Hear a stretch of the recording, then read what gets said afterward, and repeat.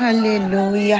Vous savez, nous ne cesserons de revenir auprès de Jésus afin de le remercier pour le don de la vie, le souffle qu'il renouvelle en nous chaque jour. Alors là où tu es, bien-aimé, commence à remercier le Seigneur parce que tu es là ce matin, compté parmi les vivants. Oh oui, remercie les bons dieux. Écoute, je ne sais compter le nombre de personnes qui sont décédées aujourd'hui à cause de plusieurs facteurs, mais la plupart, c'est à cause de la maladie. Alors, bien-aimés, ils ont peut-être suivi le même traitement que toi. Ils ont été peut-être dans les hôpitaux et rencontré les spécialistes mieux que les tiens, mais ils ne sont plus. Alléluia. Alors, remercie le Seigneur de ce que tu n'es pas au nombre de ceux qui sont descendus dans les séjours de mort. Yahweh, nous sommes là, papa, ce matin, reconnaissant de la vie que tu nous donnes. Oui,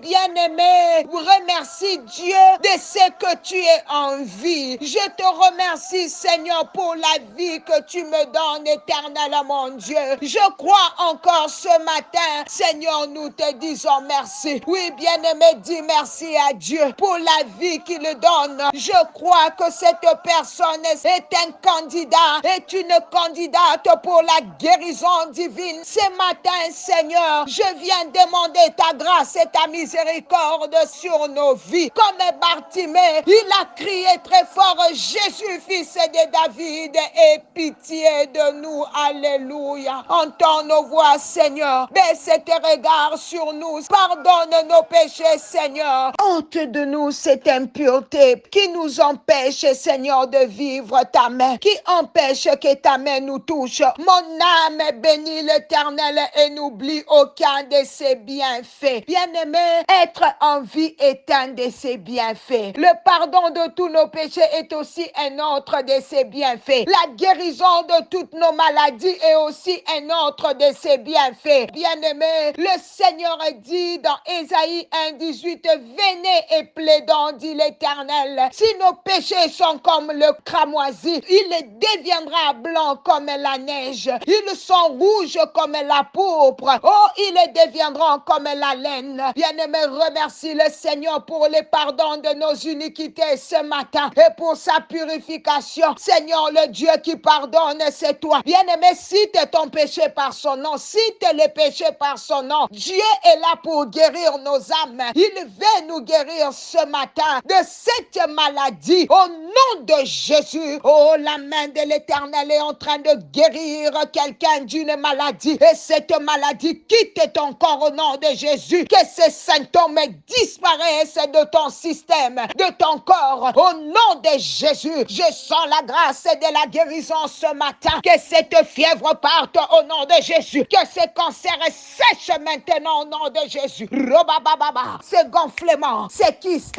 est en train de disparaître maintenant au nom de Jésus. Que tes jambes reçoivent maintenant la guérison au nom de Jésus. Que tes yeux s'ouvrent maintenant au nom de Jésus. Que tes oreilles s'ouvrent maintenant au nom de Jésus. Que tout mouvement mystique dans ton cœur cesse maintenant au nom de Jésus. Que toute faiblesse dans ton corps parte au nom de Jésus. Alors reçois la force dans tes membres. Allez la vie dans tous tes organes au nom de Jésus. Oui, le sang de l'agneau sans tache, sans défaut, lave maintenant ton sang. Alléluia. Que tout poison dans ton système soit neutralisé au nom de Jésus. Je déclare la guérison ce matin. Je déclare la guérison sur toute forme de maladie au nom de Jésus. Je déclare maintenant que tu ne mourras pas, mais tu vivras. Tu raconteras les œuvres de l'Éternel. Et toi aussi qui es sur le lit de l'hôpital, je déclare que tu ne mourras plus au nom puissant de Jésus. Peu importe le pronostic des médecins. Quelqu'un est en train de répéter après moi. Je vivrai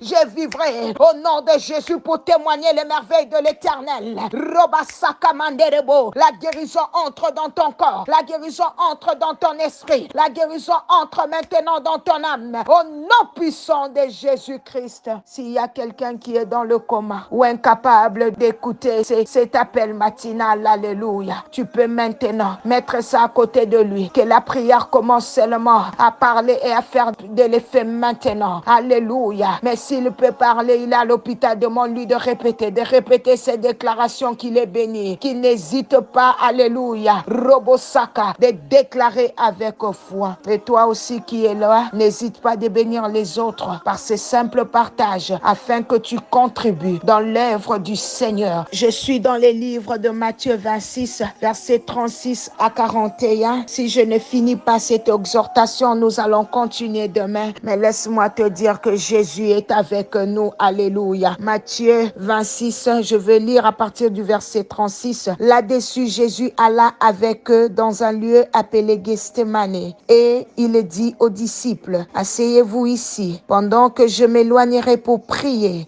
Il prit avec lui Pierre et les deux fils de Zébédée. Il commença à éprouver de la tristesse et des angoisses. Il leur dit, mon âme est triste jusqu'à la mort. Restez ici et veillez avec moi. Puis, ayant fait quelques pas en avant, il se jeta sur sa face et pria ainsi, mon Père, s'il est possible que cette coupe s'éloigne de moi. Toutefois, non pas ce que je veux, mais ce que tu veux. Tu peux souligner cela dans ta Bible. Et il vint vers les disciples qu'il trouva endormis. Et il dit à Pierre, vous n'avez donc pu veiller une heure avec moi. Veillez et priez afin que vous ne tombiez pas dans la tentation. L'esprit est bien disposé, mais la chair est faible. Verset 42. Il s'éloigna une seconde fois et pria ainsi. Mon Père, s'il n'est pas possible que cette coupe s'éloigne sans que je la boive, que ta volonté soit faite. Il revint et le trouva encore endormi car leurs yeux étaient apaisantis. Il les quitta et s'éloigna. Il pria pour la troisième fois, répétant les mêmes paroles. Puis il alla vers ses disciples et leur dit, vous dormez maintenant, tu peux continuer, je ne saurai à cause du temps. Écoute, bien-aimé,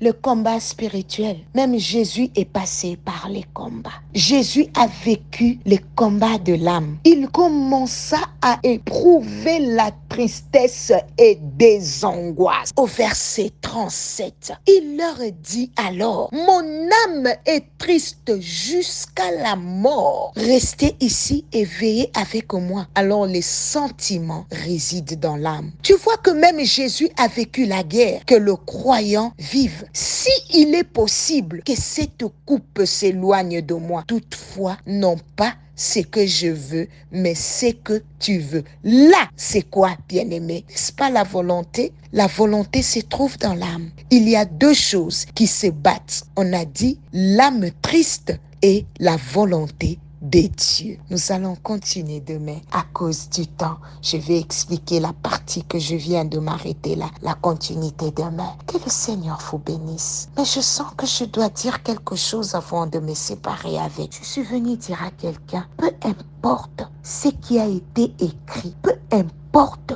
ce qui a été rapporté, Dieu sait déjà. Les plans de Dieu pour toi ne changent pas à cause des actions des hommes. Les plans de Dieu sont inébranlables et ne dépendent pas de ce qui se passe autour de toi. Sois dans la joie, bien-aimé. En fait, qu'on te calomnie, mais qu'on ne te trouve jamais dans ce qu'on dit. On ne te trouve jamais. On peut inventer des choses sur toi, mais qu'on ne te trouve jamais dans ça. Alléluia. Dans des périodes d'incertitude, Dieu demeure constant. Alors que tes plans peuvent tomber à l'eau et changer, les plans que le Seigneur a en réserve pour toi se réalisera. Peu importe ce qu'on dit de toi. Que mon Dieu te bénisse. La mauvaise réputation ne changera pas la vie de Dieu sur toi. Tu es béni et reste fidèle à Dieu. Dieu te justifiera. C'était Maman Nathalie. Bye bye.